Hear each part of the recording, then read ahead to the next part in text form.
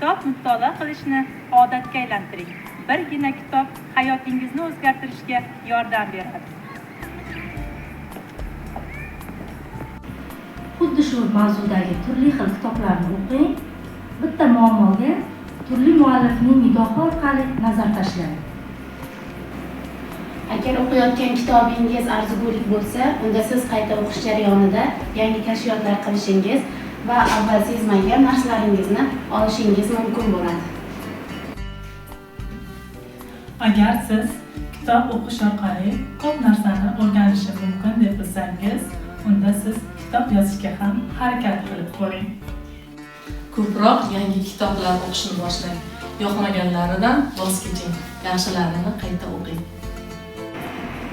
Kitobni tugatganimdan so'ng butun bir matnni 3 tagina jumlada ifodalashga harakat qilaman.